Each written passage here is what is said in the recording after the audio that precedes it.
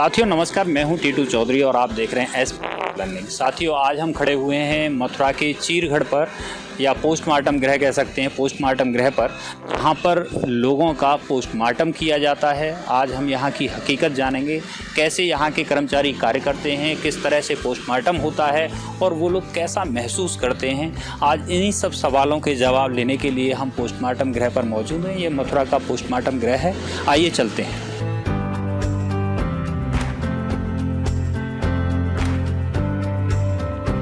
साथियों मेरे पीछे पोस्टमार्टम गृह है, आप इस बिल्डिंग को देख रहे होंगे। ये पूरी बिल्डिंग पोस्टमार्टम गृह की है। यहीं पे लोगों का पोस्टमार्टम किया जाता है।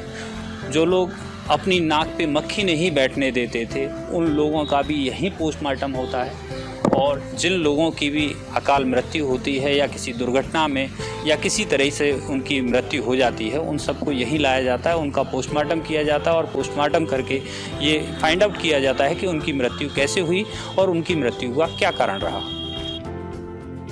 यहाँ लगभग काम समाप्त हो चुका है, सारे कर्मचारी बैठे हुए हैं और कर्मचारियों का एक स्टाफ रूम है। हम उसी रूम में जाके इन कर्मचारियों से बात करेंगे कि ये किस तरह से यहाँ रहते हैं। यहाँ बहुत तीव्र गंध आ रही है, क्योंकि बॉडियों से निकलने वाली गंध जो है मैं महसूस कर रहा हूँ, मुझे बहुत महसूस हो रही है। और ये लोग कैसे इस बदबू में काम करते हैं, किस तरह से ये लोग काम करते हैं, जानेंगे इनसे।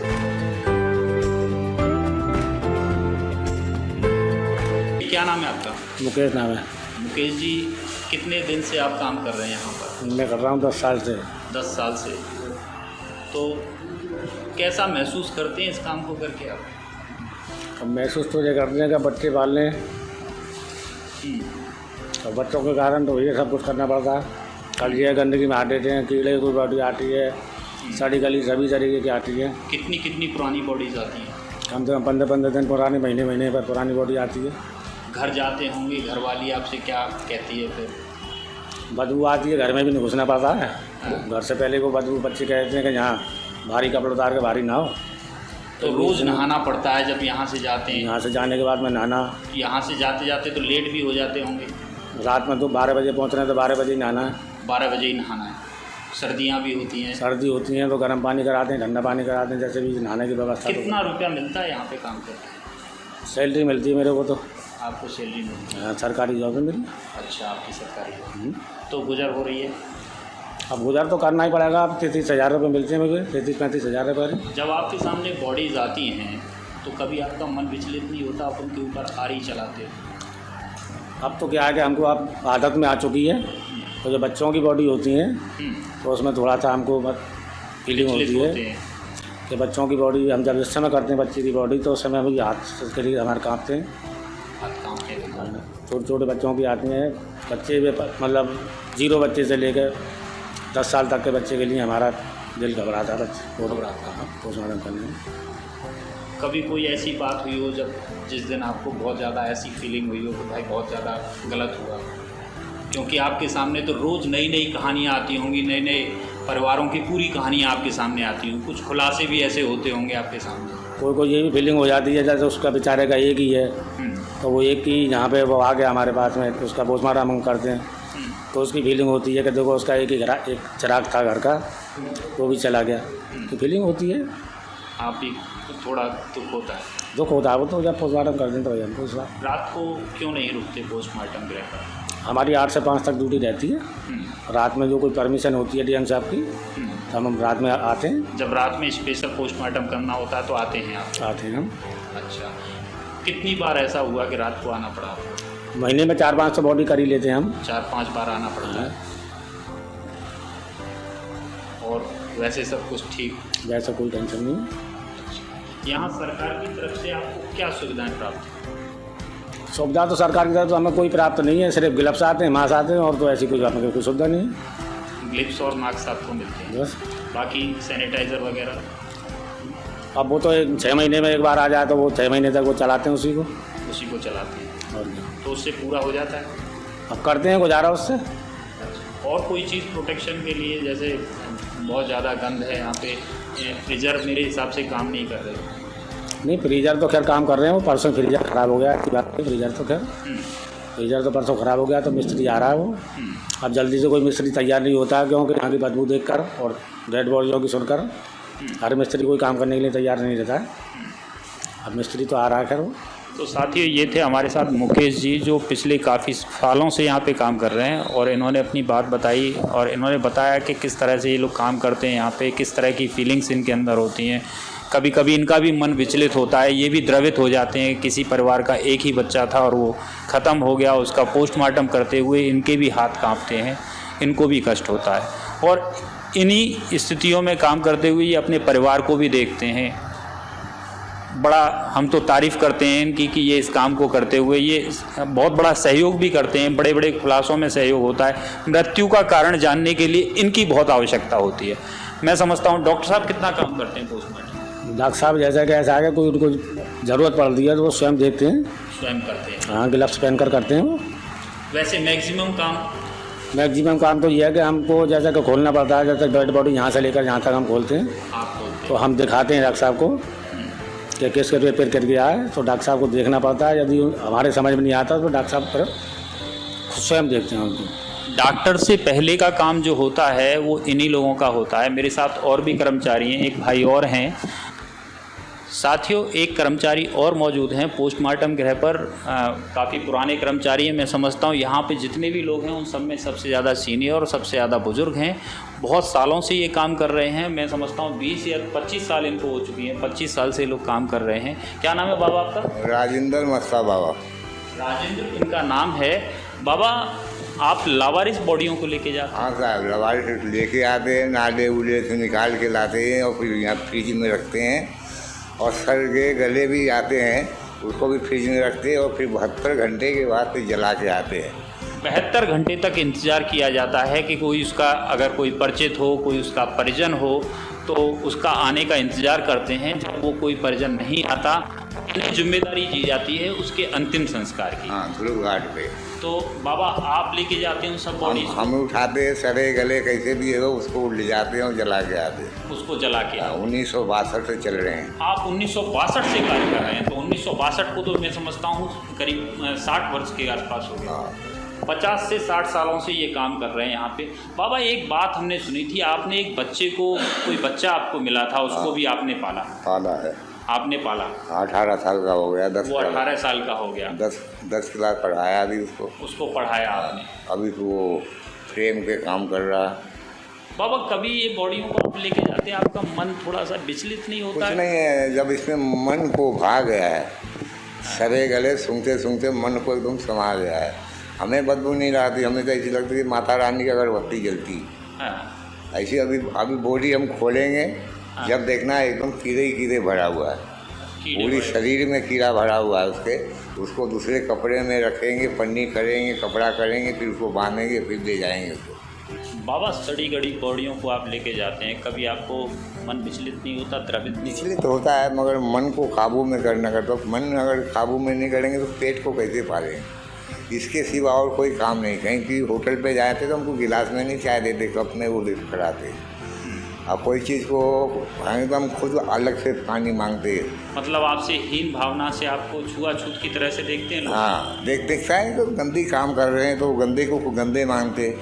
अच्छा। हाँ, मन तो आपका चंगा है, आपको आपकी सोच तो ठीक है, क्योंकि एक ऐसा उदाहरण हमें सुनने में आया है कि आपने एक बच्चे को, वो बच्चे वाली बात बताइए, वो बच्चा आपको कब मिला? रतलाम पैसेंजर में आई थी, और रतलाम पैसेंजर आती है और 11-12 बजे खड़ा होती है 3 नंबर पे जी। तो उसमें झाड़ू वाले आया झाड़ू उड़ू मारने के लिए, तो वहाँ एक बच्चा उसमें कपड़े में लपटा हुआ सीट के नीचे पड़ा था। हाँ। तो उसको लेके आया, तो झाड़ू वाला आके बोला गया बाबा एक वहाँ बच्चा पड़ा है। तो मैं पुलिस वाले को लेके गया, देखा तो भाई वो मुँह खोल के ऐसा कर रहा। तो मैं तो फिर छोटा सा बच्चा, छोटा था, 5 महीने का बच्चा था, जिसको पाल पोस के अभी मैंने अच्छा सा 18 साल का कर दिया हूँ। अच्छा, आपके पास ही रहता है? हमारी पास ही रहता है। तो पुलिस और सरकार ने ये नहीं कहा कि इसको शिशु सदन में भेज दो, हम पढ़ाएंगे लिखाएंगे? हाँ, विकलांग है दोनों पैरों का, दोनों पैर खराब है। हाँ, खराब की वजह से कोई छोड़ गया, कोई छोड़ गया, तो आपने उसको पाल लिया? कोई नहीं दे रहा। तो बोला चलो ऊपर वाला कीड़ा मकोड़ा तो मैं ढोता ही है, भगवान की जरूर से कीड़े मकोड़े की तरफ उसे भी कैसे भी प्रभु जी पाल दे। और खूब अच्छे से है, और दोनों पैर से ऐसे चलता है और काम करके आता। बाबा 1962 से आप यहाँ पे काम कर रहे हैं, जीआरपी भी मुर्दों के बीच में आप रहते हैं। हाँ सर। कभी आपको ऐसा नहीं लगा कि कोई ऐसी शक्ति या कोई ऐसी आवाज़ जिसने आपको कभी डराया हो? हमें अनुभव नहीं है, हम आधी रात को भी यहाँ सोते हैं। आधी रात को बोटी लेके आते हैं तो मैं आधी रात को यहाँ सोऊंगा, और तो गाड़ी नहीं मिलता, वाहन में नहीं मिलता जाने के लिए, फिर यहीं नहाते हैं और नहा धो के यहीं नीचे ही सो जाते पंखा खोल के। अच्छा। हाँ, सुबह उठ के फिर रखते, लपेट उपट के रख के और फिर नहा धो के और फिर तैयार रहते काम के लिए। कोई आ गया तो उतारो बॉडी को, अंदर रखो फ्रिज में, फिर फ्रिज से कोई बॉडी जाना है तो फ्रिज में से निकालो, फिर जमुना जी के लिए प्रवेश करते हैं। जन्मभूमि से लकड़ियाँ मिलती है, पुलिस की तरफ से अभी तक कोई सहायता नहीं है, ना कोई मिला है। सिर्फ गिने चुने पैसा मिलता है। जिससे कितना पैसा मिल जाता? 1500 रुपया मिलता है एक बॉडी का। एक बॉडी का जिसमें से 700 मुझे दिया जाता है, बाकी गाड़ी कफन पफन इसमें लग जाता है। 800 रुपया उसमें खर्च हो जाता है। तो आपको 700 रुपया मतलब एक बॉडी ना, उसमें 200 घाट वाले को दिया जाता है, 500 मुझे। 72 घंटे इंतजार के बाद 72 घंटे इंतजार के बाद एक बॉडी ले जाने पर, उसको डिस्पोज करने पर आपको सिर्फ 500 रुपया मिलता है। 500 रुपया तो आदमी मजदूरी करके भी कमा लेता है एक दिन में। कमा तो लेता है में। अब ये है जो इसके लिए कोई नहीं आता है, तो इसके लिए तो कोई ना कोई तो अपने आप इंतजाम करेगी सरकार। आप दूसरा काम क्यों नहीं करते? दूसरा काम कोई देते ही नहीं, आपको कोई काम नहीं रखता ही नहीं है। आपको नहीं रखा? हाँ, तो जो सड़े गले ढोते हैं देख लेते हैं ना, ना होटल में रखेंगे, ना चाय दुकान में रख सकते हैं। कितनी बड़ी विडम्बना वाली बात है। पूरी मेहनत से लोग काम करते हैं और फिर इनको इस भावना से देखा जाता है, इनको कोई दूसरा काम नहीं दिया जाता। कहीं पे भी इनको ऐसे समझा जाता है छुआछूत की तरह, एक अछूत की तरह। इनको चाय भी एक प्लास्टिक के गिलास में होटल वाले देते हैं, इनसे छूने से भी कतराते हैं।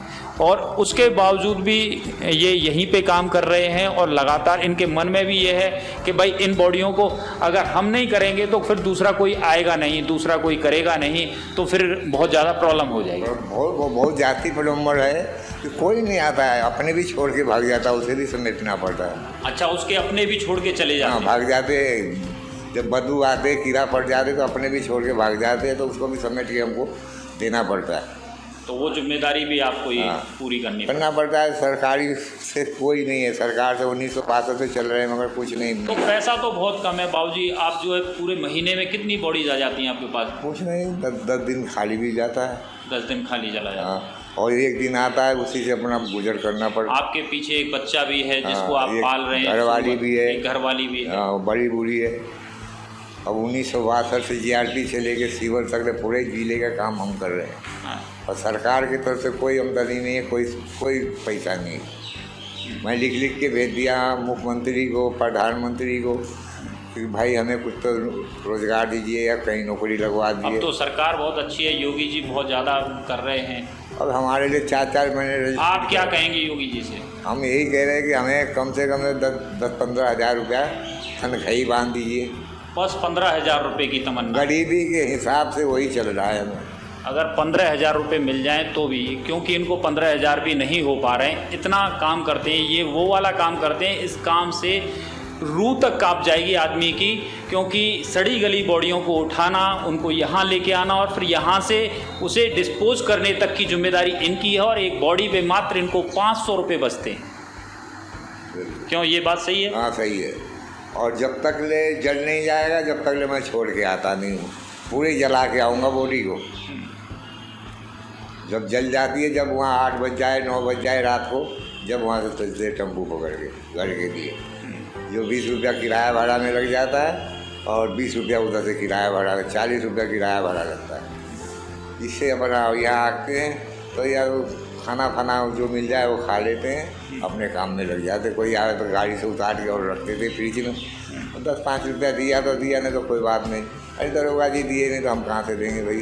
पुलिस बोलते तो ठीक है भैया, आप 72 घंटे के बाद ले लेना। ठीक है साहब, ये हाल है। तो साथियों, आपने सुना इन्होंने बताई, अपनी व्यथा बताई।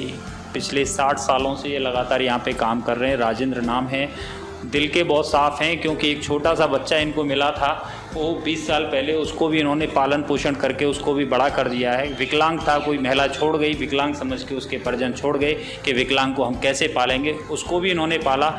ये सोचते हैं कि इन बॉडियों को अगर मैं नहीं लेके जाऊंगा तो कोई दूसरा यहाँ आएगा कि नहीं आएगा, यही सोचकर ये बार बार यहाँ चले आते हैं। यहाँ इनको मेहनताने के रूप में सिर्फ 72 घंटे इंतज़ार करने के बाद 500 रुपया मिलता है। 500 रुपये की इनको बचत होती है।